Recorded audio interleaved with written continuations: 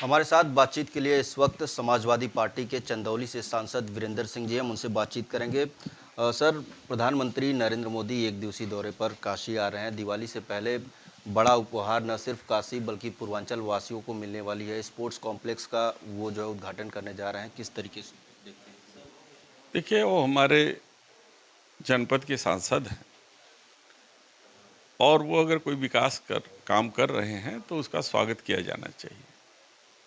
लेकिन उनसे अनुरोध ये भी है कि काशी की भावनाओं के साथ, काशी के लोगों के भावनाओं के साथ खिलवाड़ न करें, उसके साथ न्याय करें।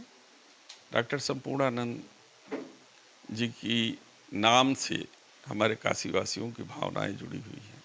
जैसे मुगल सराय के नाम पर उन्होंने पंडित दीनदयाल उपाध्याय जी का नाम कर दिया, लेकिन वहाँ से के लोगों की भावना श्री लाल बहादुर शास्त्री जी के नाम से जुड़ी हुई है। तो नाम को बदलते समय माननीय प्रधानमंत्री को इन सब बातों का ध्यान रखना चाहिए, ताकि वो जो है वो वहाँ के काशीवासी के निवासियों का भावना आहत न हो। और जहाँ तक प्रधानमंत्री के कार्यक्रम का सवाल है, मैं पहली बार देख रहा हूँ कि ये प्रधानमंत्री का सरकारी कार्यक्रम न होकर के किसी दल विशेष का कार्यक्रम हो गया है।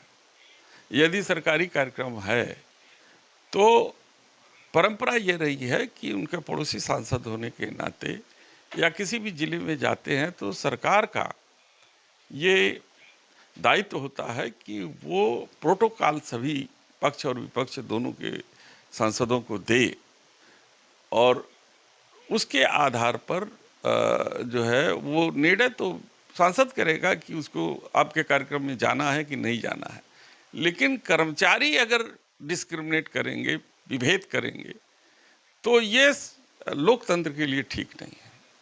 तो मैं इस संदर्भ में अपने संरक्षक लोकसभा अध्यक्ष जी को एक पत्र लिख रहा हूं कि पीएमओ को इंगित करें और साथ ही साथ उत्तर प्रदेश शासन के कार्यालय को भी इंगित करें कि इस तरीके के अगर सत्ता से जुड़ी सरकार के कोई कार्यक्रम हो, चाहे माननीय मुख्यमंत्री जी का हो, चाहे वो प्रधानमंत्री जी का हो, तो विपक्ष के नेताओं को भी प्रोटोकॉल जाना चाहिए, सूचना जाना चाहिए, ताकि एक लोकतंत्र में निहित जो कार्यशैली है उसका पालन हमेशा होता दिखे।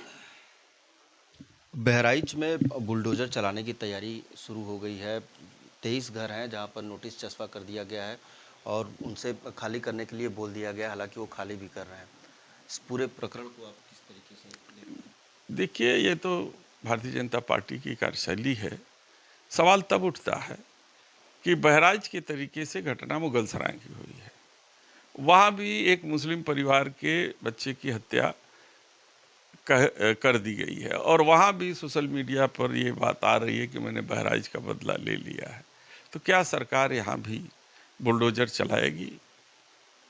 तो ये सवाल उठेगा और इस सवाल का जवाब सरकार को देना पड़ेगा। मतलब एक विशेष वर्ग को सरकार टारगेट कर रही है। मेरा मानना है कि सरकार सभी तबकों के लोगों का है। न्याय सबको बेहतर मिलना चाहिए, समान रूप से मिलना चाहिए। तो न्याय जो है उत्तर प्रदेश के जन सामान्य को समान रूप से मिले, यह सही कानून व्यवस्था का नियम भी है और प्रदर्शित भी करता है। तो मुझे अपेक्षा है कि यहाँ भी उसी तरीके से न्याय होगा। घोसी में सांसद हैं राजीव राय, उनके खिलाफ मुकदमा पंजीकृत किया गया है। हॉस्पिटल में वो गए थे, उनका वहाँ के चिकित्सक से नोकझोंक देखने को मिला था। उसके बाद यह सब सरकार के इशारे पर हो रहा है। किसी भी जनप्रतिनिधि को जनता की मांग पर सरकार के पैसे पे चल रहे संस्थानों के निरीक्षण करने का अधिकार है। वो जनता की प्राप्त शिकायतों के आधार पर वहां गए थे और सरकार के सह पर वहां के डॉक्टर के द्वारा उनके साथ बदतमीजी की गई, जो किसी भी दिशा में स्वीकार्य नहीं है। मैंने कल फोन पर उनसे कहा कि अपनी बात को लोकसभा अध्यक्ष को पत्र के माध्यम से लिखिए कि ये आपका प्रिविलेज का मामला बनता है ये एक सांसद के विशेषाधिकार का हनन का सवाल है और इसको वहाँ पे आप पुरजोर तरीके से उठाने के लिए सारे सामग्री तय कर लीजिए। और यह भी आपको आश्चर्य होगा कि किसी डॉक्टर ने एफआईआर करने के लिए लिखा भी नहीं। सीएमओ का बयान भी आया है, सीएमएस ने भी कहा कि सरकार ने डॉक्टर ने बदतमीजी की, लेकिन डॉक्टर के ऊपर कार्रवाई करने के बजाय वो सो मोटो संज्ञान लेकर के बिना किसी एप्लीकेशन के एफआईआर सरकार दर्ज की है। तो ये शायद पहली घटना उत्तर प्रदेश में है कि पीड़ित पक्ष ने एफआईआर नहीं दिया और एफआईआर दर्ज हो गई। क्या लगता है किस सरकार, आप कह रहे हैं सरकार के इशारे पे ये सब किया जा रहा है, क्यों, इसके पीछे की वजह क्या है? अब इसके पीछे सरकार घबराई हुई है। 10 जो है स्थानों पर उपचुनाव होना था, आपने देखा कि एक जहां से भाजपा को हारने की प्रबल संभावना थी, उस उपचुनाव को कैसे रोका।